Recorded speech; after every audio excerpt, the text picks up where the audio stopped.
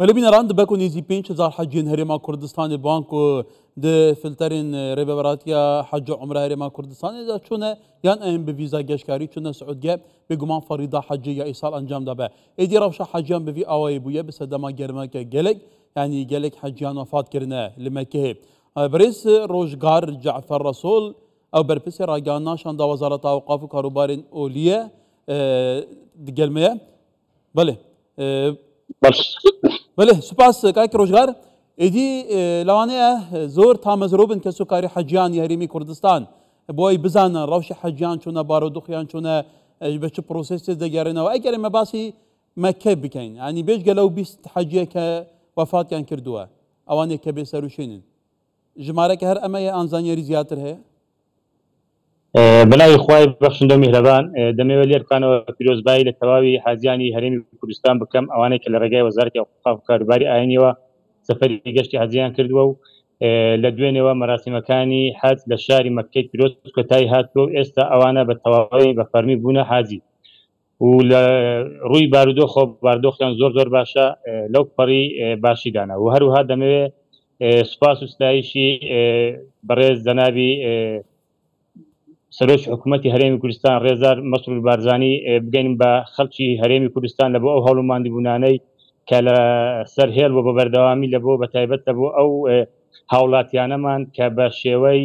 ڤیزای ساڵی یاخود بە شێوەیەک لە شێوەکانی دیکە گەشتی وڵاتی سعودیان کردووە جەنابیان ئەمری فەرموو کەوا بە دوواداچوون بکەین و لە خزمەت ئەو هاوڵاتیانە دابین لە ڕێگای وەزارەتی ئەوقاف و کاروباری ئاینی و هەروەها بەڕێز دکتۆر پشتیوان سادق وەزیری ئەوقافەوە کەوا بە دوواداچوون بکەین لێژنەیەک پێک بین لە وڵاتی سعودیا لەگەڵ قونسولیەی خارجی عێراق و هەروەها وەزارەتی حەج و عومرەی وڵاتی سعودیا کەوا لێژنەیەک پێک بێنین بۆ ئەوەی سەر و سۆراخی ئەو هاوڵاتیانەمان بکەن کەوا گەشتی وڵاتی سعودیان کردووە هەرچەندە ئەو هاوڵاتیانە چەندین جار پێمان ڕاگەیاندن کەوا گەشتی وڵاتی سعودیا باش نییە وڵاتی سعودیا چەندین جار بەیاننامەی دەرکردووە کە ئەوانە ئەزیەت دەکێشن یاخود ناتوان ببنە حاجی بەڵام هاوڵاتیان سەرکێشیان کردو لە ڕێگەی چەند کۆمپانیا و چەند کەسێکەوە تووشی چەندین سەرکێشی بوون بەڵام لەسەر داوای بەڕێز مەسرور بارزانی سەرۆکی حکوومەتی هەرێمی کوردستان کە بەڕێزیان ئەمری فەرمووکەوە ئێمە هاوڵاتی خۆمان هەرچەندە هەڵیان کردووە و هاوڵاتیانە بەڵام ئێمە هاوڵاتی خۆمان بەجێ نایێڕین خۆمان بە خاوەنی هاوڵاتیانە دەزانین لە هەر شوێنێکی ئەم جیهانە دابن هەرچی پێویست بی حکوومەتی هەرێمی کوردستان و وەزارەتی ئەوقاف و کاروباری کاک ڕۆژگار کە بەڕێز ئێستا لە مەککە قسەمان بوو دەکەی چەند حاجی بێسەر و شوێنن تا ئێستا بەڵێ حاجی هیچ حاجێک بێسەر و شوێن نییە دەمێ ئەو دەستەواژەیە ڕاست بکەمەوە چونکە ئەوانەی کەوا لە ڕێگای وەزارەتی ئەوقاف و کاروباری ئاینیەوە گەشتیان کردووە ئێمە وەکو حاجی دایانناسێنن و حاجی تەواون هیچ حاجێک بێسەر و شوێن نەبووە هیچ حاجێک تووش هیچ کێشە گیر و گرفتێک نەبووە و ئەوانەی دیکەکەوا بێسەر شوێن هاوڵاتی هەرێمی کوردستانن بەشێکیان حەجیان کردو بەشێکیان لەوانەیە تاوە پێست حەجیان بەنسیب نەبێ بۆیە وەکو حاجی هیچ حاجێک لە هەرێم لە وڵاتی سعودیا بزر نەبووە یاخود تووشی کێشە و گرفت نەبووە ئەوانەی دیکە هاوڵاتیەکانی دیکەمان لە هەرێمی کوردستان یاخود لە شوێنەکانی دیکەوە کەوا سەفەری وڵاتی سعودیایان کردووە بە هاوڵاتی خۆمانیان دەزانین بە دەوڵاتیان لە بۆ دەکەین و ئەگەر هاتوو مردبوون یاخود نەخۆش بوون یاخود دەست بەسەر کرابوون بە هەر شێوێک لە شێوەکان کە چارەنووسیان نادیارە ئێمە وەکو حکوومەتی هەرێمی کوردستان وەزارەتی ئەوقاف و کاروباری ئاینی کە ڕاست پێدراوین لەسەر فەرمانی بەڕێز مەسرور بارزانی و سەرۆکی حکوومەت و هەروەها فەرمانی بەڕێز دکتۆر پشتیوان سادق وەزیری ئەوقاف و کاروباری ئاینی لە ڕێگەی لێژنەکانمانە و لە وڵاتی سعودیا بە دوواداچوون بۆ هاوڵاتیانش دەکەن ئەنی تا ئێستا بە دوواداچوونتان نەکردووە بەڵێ ئەمە لە دوێنەوە فەریزەی حەج کۆتایی پێ هاتووە کاری ئێمە وەکو سەرپەرشتی حاجیان بە فەرمی کۆتایی پێ هاتووە بەڵام ئێمە لە دوێنێەوە لێژنەکانمان خۆمان تەرخان کردووە بۆ بە دوواداچوون و سۆراخکردنی ئەو هاوڵاتیانەمان کە لە وڵاتی سعودیا لە شاری مەککە بێسەر شوێنن بەڵێ کەواتە ئەگەر باسی ئەو حەجیانە بکەین کە وەفاتیان کردووە هەر ژمارەیان 20 کەس 20 حاجی دەبن بە شێوەیەکی گشتی داتایەکی فەرمی تاوەکو ئێستا لە لای ئێمە نێت چونکە ئێمە چەند لێژنەیەکمان پێکینەوە بۆ ئەو حاجیانێکەوە ون بوونە ئایا ئەو حاجیانە مردوونە یاخود نەخۆشن یاخود دەست بەسەرن یاخود هەر شێوەک لە شێوەکانی دیکە بۆیە تاوەکو ئێستاکە ئەو داتایە کە بڵاو دەکرێتەوە ژمارەیەشی سەر شەقامە ژمارەی فەرمی نییە. کەواتە ژمارە ڕاستەقینەکەی چەندن ئەوانەی کە وەفاتیان کردووە ئێوە بینیتانە تەزبیت کراون؟ تاوەکو ئێستاکە ئەوەی کە لە دەرەی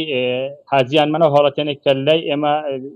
تۆمار کراوە زانیومانە نزیکەی 14 بۆ 15 حاجی بە فەرمی دەزانین ئێمە. وەرێکاری ناشتنی ئەوان گەلو لە سعودیە دەنێژرێن یان باریمی کوردستان دەهێنرێتەوە تەرمەکانیان کەس و کاریان هەروەکو پێم ڕاگەیاندن لەسەر فەرمانی بەڕێز سەرۆکی حکوومەتی هەرێمی کوردستان و هەروەها وەزیری ئەوقاف و کاروباری ئاینی ئێمە ئەو هاوڵاتیانە بە هاوڵاتی خۆمان دەزانین پەیوەندیمان بە کەسوکاریانەوە کردووە ئەوانەی کەوا بەردەست بوونە لەسەر داوای کەسوکاریان ئەگەر ڕازی بوون ئەوە هەموو ڕێشوێنێکی یاساییان بۆ دەگرینە بەر لە وڵاتی سعودیا بە خاچیان دەستپێرین و ئەوانش بەڵێ ولی کاک ڕۆژگار ئیتر دەنگدەما بهیڤەک و دەنگ باش بیت ji ber ku ev babet û pirsekê giring e mesela li carekidin davê pirsêlekên rêkarên veguhastin û hatina heciyên Herêma Kurdistanê ji bo Herêma Kurdistanê gel wê çabên ve gerandin em heta ku birêz Rojgar gelme dengê wî û wênê wî dirûz bê ev mekeha pîroz e temaşevanê ji helbete weke me gotî nêzî 5,000 heciyên Herêma Kurdistanê çûne hecê ji bo bicah enîna farîza hecê di nava milyûnek û 800,000 heciyan da ku li seranserê welatên cîhanê taybetî cîhana İslamî û hevdem welatê Suudiyê jî di vê rewresmê de beşdarin. Îsal rêkar hindekî tûnmiş ji ber ku ew kesê biçîte hecê bicî înanê farîda hecê pêwîst e bi vîza hecê biçîte hecê nek vîza geşkarî ji ber ku eke bi vîza geşkarî bî dihête girtin bêguman hin jî hatine girtin hin jî nekarîn her pênc ruknên esasî yên hecê cibêjê bikin ku her heciyek ne çêtekî ji van rukna cibêjê bikin hecca wî timam nebûye. Bu nimûne hel roja yekem ku çûne ser çaya Erafeyê êkî ji ruknên esasiyên hecê gelek hecî çûne ser çaya Erafeyê newêriyan careke din dakevin ji ber ku tirsewan hebûye ji aliyê hêzên emniyên Suudiyê ve bêne girtin ji ber ku bê vîza geşkarî çûne. Helbete gelekî şwana heciyên Herêma Kurdistanê newekê mêvanê min Kayk Rojgarî li Mekehê gotî ku bi vîza geşkarî çûne hin berzene bê serûşînin tirseye ku hatibine girtin. Belê Kayk Rojgar êdî eker ême basî rêkarî geranawê heciyan bi Herêmî Kurdistan bikeynew. Ew çîtan kiriduwa. ئێمە هەموو ئامادەکاریێکمان کردووە بۆ گەڕانەوەی حاجیانمان بۆ هەرێمی کوردستان پەنا بەخوای گەورە یەکەم کاروانی حاجیانمان لە ڕێگەی وشکانیەوە ڕۆژی شەمە 22 مانگ بەڕێ دەکرێن بۆ کوردستانی ئازیز و هەروەها ڕۆژی 24 مانگ یەکەم کاروانی حاجیانی بە ڕێگای ئاسمانی لە ڕێگەی فڕۆکەخانەی نێودەوڵەتی هەولێر کاتژمێر 9 15 خوڵەکی بەیانی دەگەنەوە هەولێری خۆشەویست و هەروەها کاتژمێر 12 شەو کاروانی دووەم دەگاتەوە فڕۆکەخانەی سلێمانی خۆشەویست. بەڵێ کەواتە پرۆسێسە چەند ڕۆژان دێ بەردەوام بی دەکەنگی دیمایی هێت. بەڵێ ئەم پرۆسەیە بەردەوام دەبێت پێ ئەو خشتەیەکەوە دانراوە تاوەکو 29 مانگ دوا کاروان دەبێتن ئینشاءالله بۆ کوردستان. بەڵێ جارێکی دیکە کاک ڕۆژگارەکە مە باسی ئەو حەجیانە بکەن کە وەفاتیان کردووە هیچ کەس و کاریان ماڵباتیان پەیوەندیان بە ئێوە کردووە کە حەزیان لێ تەرمەکان بگوازنەوە بۆ کوردستان؟ بەڵێ ئێمە چەند گروپێکمان دروست کردووە هێڵی گەرممان داناوە لەوێندەرێک کە هاوڵاتیان لە هەرێمی کوردستان پەیوەندیمان پێوە دەکەن ئەوانێک کە کەسوکاریان ون بووە یاخود بێسەر شوێنە یاخود مردووە تاوەکو ئێستا کە هیچ پەیوەندێکمان لە بۆ نەهاتووە کەوا داوا بکەن تەرمەکانیان بگەڕێنەوە هەرێمی کوردستان. بەڵێ بێگومان کەس و کارên حەجیان bi tamezirûwa çaverêya vegeriyan awan dikin bê hîviya bi selametî to û digel hemû heciyên Herêma Kurdistanê li Suudiyê vegerin Kayk Rojgar. Birêz Rojgar Cafer Resul berpirsê ragihana şanda Wezareta Awqafê karûbarên Olî niha li Mekeha pîroz gelme bû. Hîviya êvarekê xweş.